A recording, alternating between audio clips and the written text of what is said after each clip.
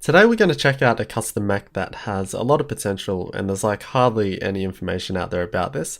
It's been on AliExpress for a while and now it's on drop for like a few more hours at the time of this video, my apologies. And to be clear, this one is from AliExpress and is from the first batch of 50, so there are slight differences between what I have and what will be released with drop and in the future on AliExpress, so keep that in mind as I do run into a couple of issues.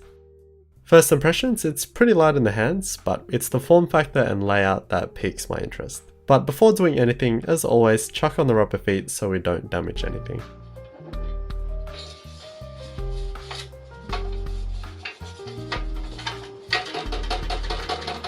In shipping, there were just 2 screws holding this bottom panel, and then another 2 holding in the PCB.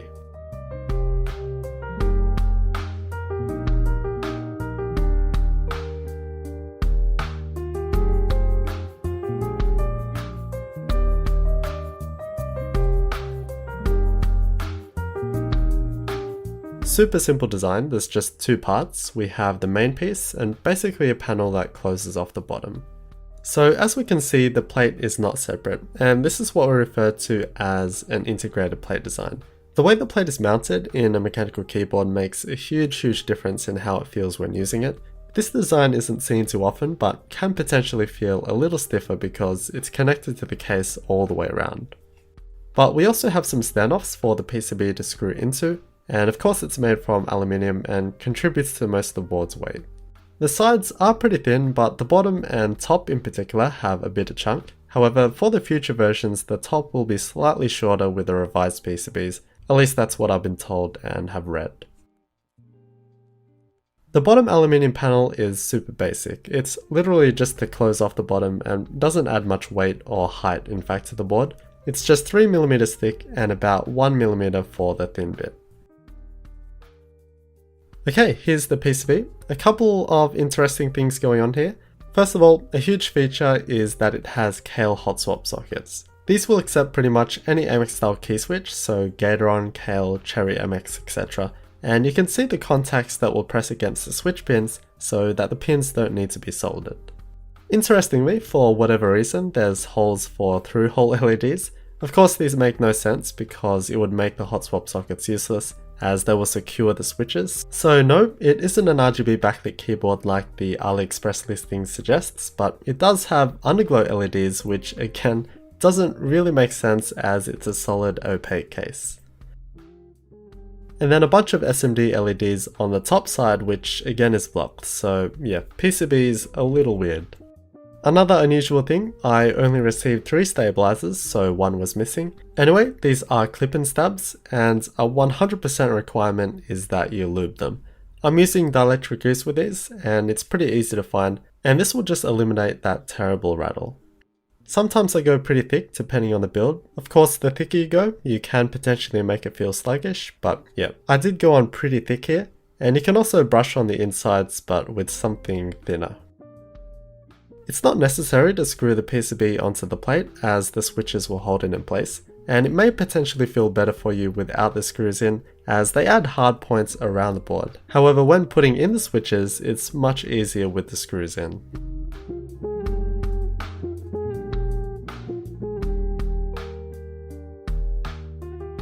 And yeah, gotta love Hotswap. You just drop them in, just make sure the pins are straight. It's almost certain that you'll bend a few pins when doing this, and when that happens you just have to take them out, straighten the bent pins and go again.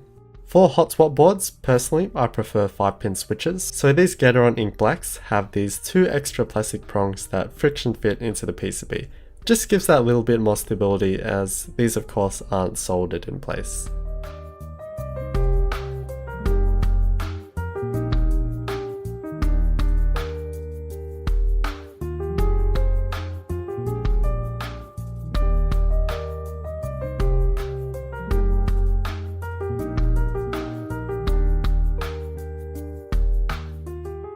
And another hiccup.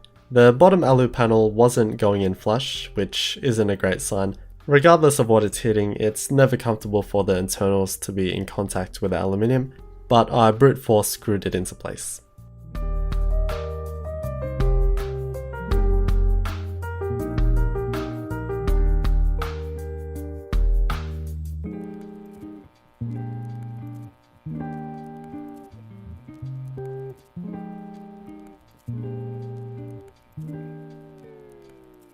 After all of that, my stabs weren't going up and down, which just makes you cry inside because it's like right at the start of the process. But a great thing about Hotswap is that it isn't a huge deal, no desoldering required. I took it all apart and put the stabs back in. First of all, I just put the wire into the wrong hole, that's my bad, but I found the problem. There's just not enough clearance between the spacebar stabilizer and the alu panel. Said panel is thinner in that area, as we saw before, but it still hits. I was able to screw it shut, but the problem with these clip-in stabs is that it pushes them out. So if you remove your spacebar cap, it'll just pop out, which is a nightmare.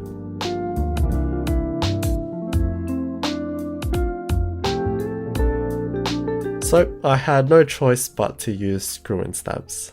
But it didn't fix the clearance issue. Weirdly enough, I haven't seen anyone else have this issue with these early boards, and I checked what I was doing over and over again with no switches and everything, but anyway, all of this doesn't really matter as it only affects the first batch that hardly anyone has, so future boards should be all fine with everything. And here it is, the highly anticipated ID80. And yeah, I changed it to GMK Minimal because it looked better.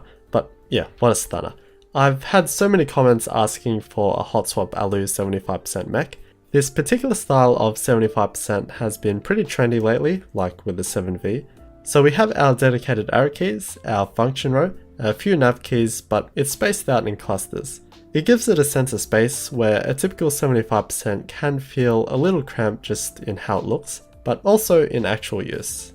Having clusters separated does make it a little easier to navigate and press keys, especially when touch typing. It is essentially a 10 keyless keyboard in regards to primary functionality, but about 2 columns shorter, giving us a little bit more space for our mouse. We have 1.25U keys to the left of the spacebar and 1.5U keys to the right, with just the standard 6.25U spacebar. The arrow keys are lowered to separate them from the enter key, but yeah, it's just a very aesthetic layout in my opinion and is currently one of my favorites along with just the classic TKL. This is available in a range of colors, which is also a nice feature. I just went with a simple silver. The anodized finish looks clean and even, I didn't see any noticeable defects, although the two alu pieces don't match perfectly, not that it matters anyway. And yeah, the panel. My one just doesn't fit properly, so there's a bit of a bulge, although with this sort of thin bottom panel design, this is a pretty low profile mech. It's about 17.5mm at the front and 32.5mm at the back with the rubber feet, and this is a few millimeters shorter than most of my other mechs, and I actually really like it. It's comfortable, creating less of an angle for my wrists, so less strain, and it just looks different. Even though it's just a few mil, it just looks lower. Overall, it's a pretty simple design, flat sides, curved corners. The corner gets a little close over here, and on my version the bottom and top bezels are equal. However, on the new ones and what's pictured on drop, the top is shorter. With the thin bottom, there's no extra weight like you see on many customs, so it's relatively light for an Alu 75% coming in at about 1.2 kilograms. I mean, it's not light, it's still heavier than even just a typical full-size retail board, but this is another thing that I've come to appreciate over time, light customs.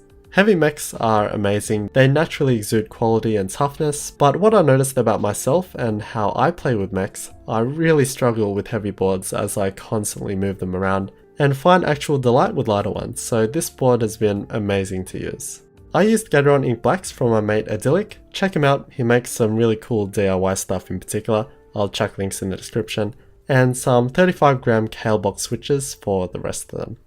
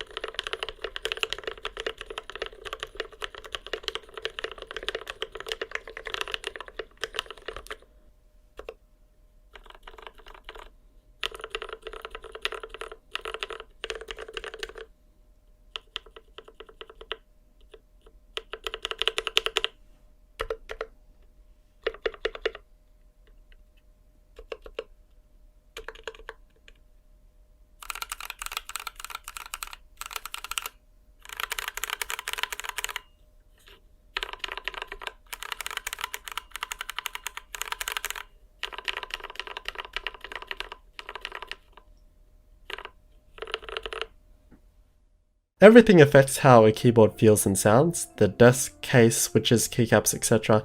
But it's the switches here that make a big difference. These are lubed and filmed somewhat heavily, so they're nice and buttery. As said, this has an integrated plate design with a 1.5mm plate.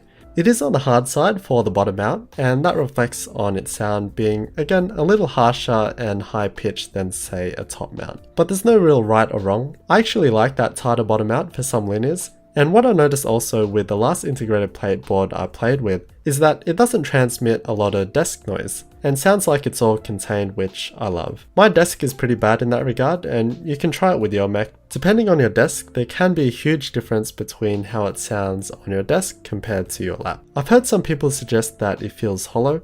I didn't really get that feel even with other switches. Again, gotta love Hotswap.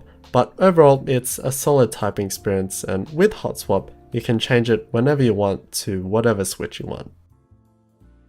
And that's the ID80. Assuming all of the issues I had are fixed with the drop version and the new ones on AliExpress, this is a real winner in my eyes. If you're into keyboards, you know that this is a unique product and is really by itself. It has a very attractive spaced out 75% layout, which contributes a lot to how it looks aesthetically. It's completely made from aluminium and is available in a range of colors to suit you. It's powered by QMK, so you can customize the keys to whatever, and it's Hotswap, which makes building this thing super easy. And all of that for just $110 to about $130.